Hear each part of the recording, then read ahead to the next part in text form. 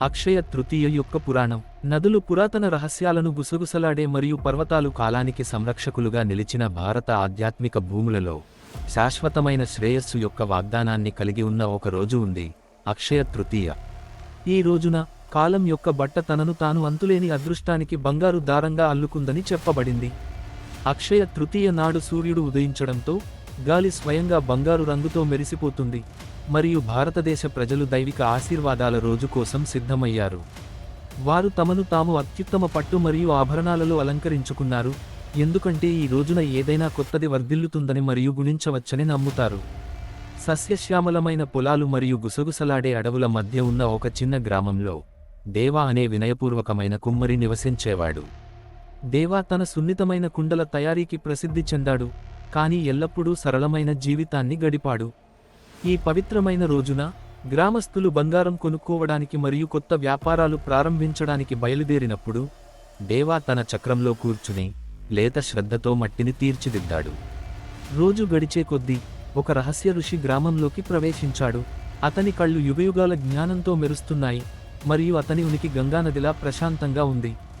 అతను దేవా యొక్క నిరాడంబరమైన నివాసానికి చేరుకుని అతని పనిని చూశాడు.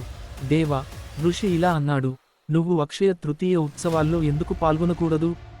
మీరు శ్రేయస్సు యొక్క ఆశీర్వాదాలను ఎందుకు కోరుకోరు? Double quotation. దేవా పైకి చూశాడు. అతని చేతులు ఇప్పటికీ చక్రం పనిచేస్తున్నాయి. మరియు, ఓ జ్ఞాని, నేను బంగారం లేదా సంపదను కోరుకోవడం లేదు. నా ఆనందం నా కుండల సృష్టిలో ఉంది, వాటిని ఉపయోగించే వారికి అవి అందించే ఆనందం. అదే నా శ్రేయస్సు. మహర్షి చిరునవ్వు నవ్వి విశ్వ రహస్యాలను పట్టి ఉంచి, అప్పుడు, దేవా, అక్షయ తృతీయ యొక్క నిజమైన సారాంశాన్ని మీరు అర్థం చేసుకున్నారు. ఇది శాశ్వతమైన శ్రేయస్సును తెచ్చే సంపదను వెంబడించడం కాదు, భక్తితో నిండిన హృదయంతో ఒకరి నిజమైన పిలుపును వెంబడించడం. ఆ మాటలతో ఋషి తన చేతిని దేవా పూర్తి చేసిన ఒక కుండపై ఉంచాడు. తక్షణమే కుండ ఒక ప్రకాశవంతమైన కాంతితో ప్రకాశిస్తుంది మరియు దాని నుండి బంగారు చెట్టు ఉద్భవించింది. దాని కొమ్మలు స్వచ్ఛమైన బంగారు ఆకులతో నిండి ఉన్నాయి. ఇది కల్పవృక్షం, కోరికలు తీర్చే వృక్షం, అన్నాడు ఋషి.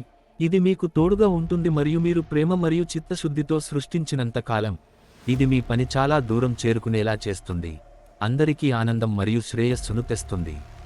కాబట్టి దేవ మరియు కల్ప వృక్ష పురాణం అక్షయ తృతీయ యొక్క అనేక చెప్పబడని కథలలో ఒకటిగా మారింది. నిజమైన శ్రేయస్సు ఒకరి శ్రమ యొక్క ఆనందం మరియు ప్రపంచంలోని ప్రేమలో ఉందని భారతదేశ ప్రజలకు గుర్తుచేసే కథ ఇది. ఈ రోజున భారతదేశ ప్రజలు దానధర్మాలు, ఆధ్యాత్మిక కార్యకలాపాలు మరియు కొత్త ప్రారంభాలలో నిమగ్నమై ఉన్నందున వారు దేవా కథను స్మరించుకున్నారు మరియు అక్షయ తృతీయ శుభాలు బంగారం మరియు వెండిలో మాత్రమే కాకుండా బంగారు పనులు మరియు వెండి రేఖలలో ఉన్నాయని తెలుసుకున్నారు.